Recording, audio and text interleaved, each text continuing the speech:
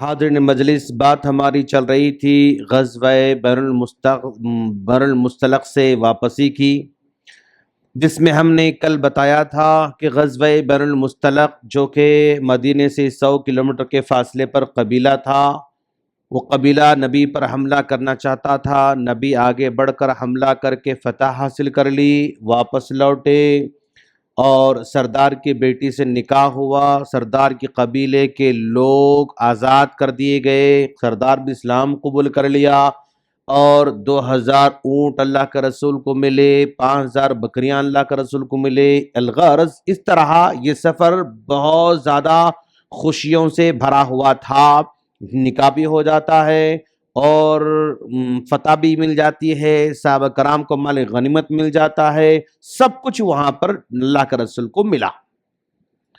اس سفر میں اللہ کے رسول صلی اللہ علیہ وسلم کے ساتھ ام عائشہ صدیقہ رضی اللہ تعالی عنہا بھی ساتھ میں تھی۔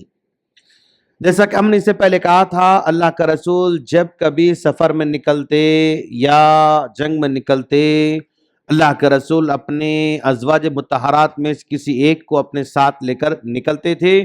تو اس سفر میں قرآن اندازی میں ام عائشہ صدیقہ رضی اللہ عنہا کا نام آیا تھا، آپ نے ساتھ میں لے کر سفر کیا۔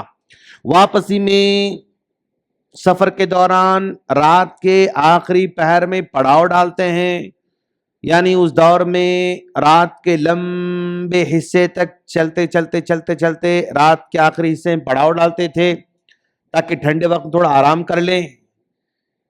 تو پڑاؤ ڈالنے کے بعد پھر وہاں سے جو ہے آپ نکل کر جا رہے ہیں، تو اس پڑاؤ کے دوران ام عائشہ صدیقہ رضی اللہ عنہا قضائے حاجت کے لیے دور جاتی ہیں، اور قضائے حاجت کے بعد واپس لوٹ کر آ رہی تھیں، اپنا ہار دیکھا تو ہار نہیں پایا، پھر ہار ڈھونڈنے پھر واپس چلی جاتی ہیں، آنے میں لیٹ ہو جاتا ہے، قافلہ یہاں سے نکل کر مدینے کی طرف روانہ ہو چکا ہے۔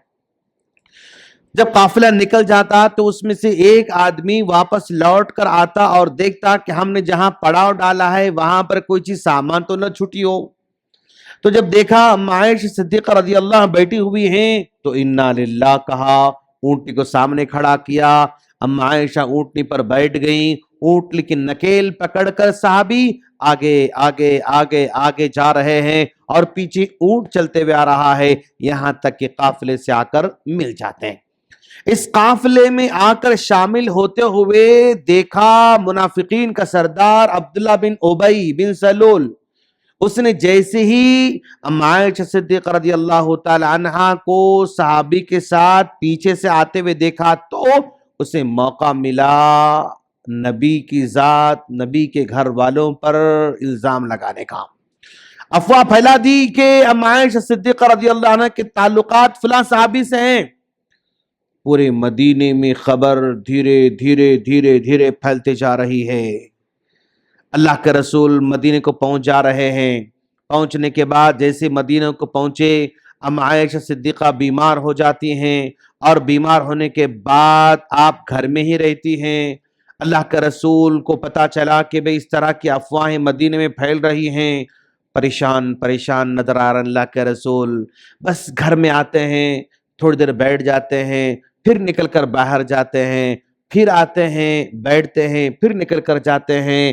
ام عائشہ صدیقہ کی طبیعت بگڑتے جا رہی ہے، ان کو بھی شک ہو رہا ہے کہ بھئی میری طبیعت بگڑتے جا رہی ہے، میں اچھی نہیں ہوں، لیکن اللہ کا رسول نہ مجھ سے باتیں کر رہے ہیں، نہ ہمدردی جتا رہے ہیں، نہ میرے بارے میں ڈسکس کر رہے ہیں۔ ان کو بھی شک آ رہا ہے کہ یہ بے رخی ہے۔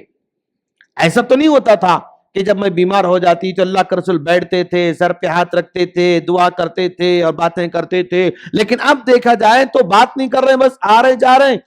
ان کو کچھ گڑبڑ سا لگا۔ ایک دن ام عائشہ صدیقہ رضی اللہ تعالی عنہا ام مستاح ایک جو ہے صحابیہ ہیں، ان کے ساتھ قضائے حاجت کے لیے مدینے سے باہر جاتی ہیں فجر کی نماز سے پہلے۔ اس زمانے میں قضائے حاجت کے لیے خواتین فجر کی نماز سے پہلے یا سورج نکلنے سے پہلے قضائے حاجت کے لیے دور جایا کرتی تھی آبادی سے، اور رات میں قضائے حاجت سے فارغ ہو کر پھر واپس لوٹ کر آ جاتی تھیں۔ پھر دن بھر ان کو ایسا موقع نہیں ملتا تھا، تو چلی گئی اور قضاء حاجت کے بعد واپس لوٹ کر آ رہی ہیں.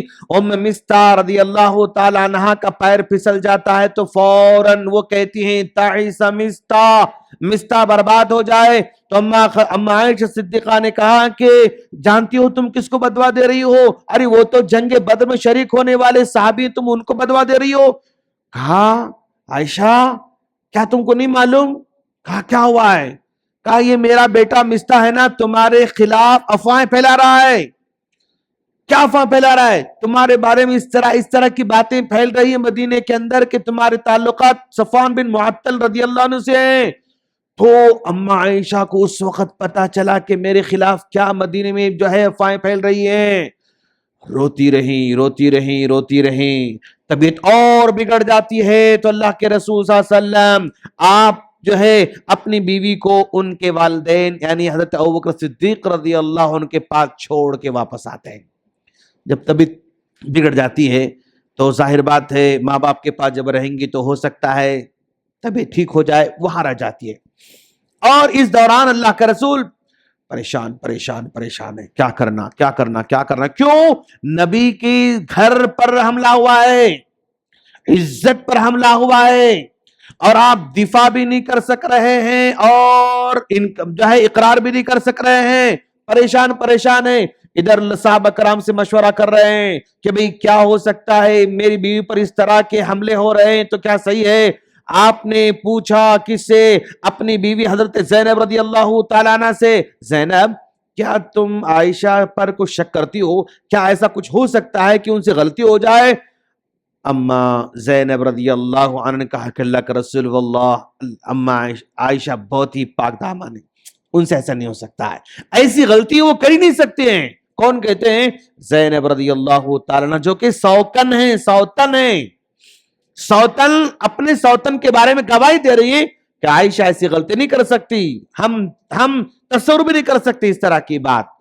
پریشان ہیں، کیا کرنا. حضرت علی رضی اللہ عنہ سے پوچھا تو حضرت علی نے جھٹ سے کہا کہ اللہ کا رسول آپ اتنا پریشان ہو رہے ہیں، چھوڑ دیجئے. جب آپ کو پریشان ہو رہے ہیں تو آپ ان کو چھوڑ دیجئے.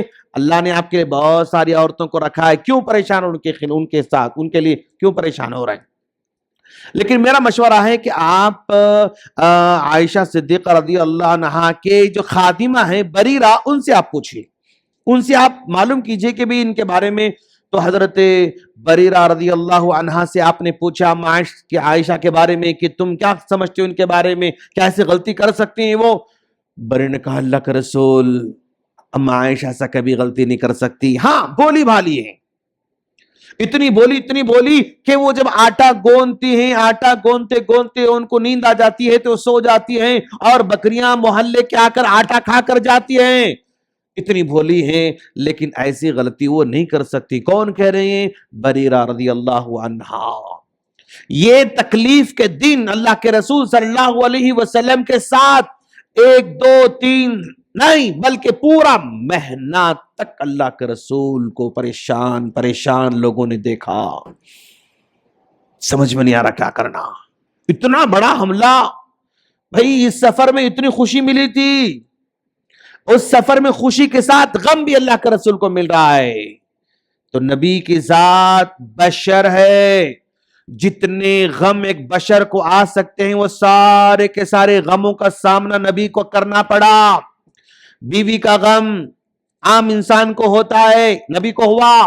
بیٹی کا غم عام انسان کو ہوتا ہے، نبی کو سامنا کرنا پڑا.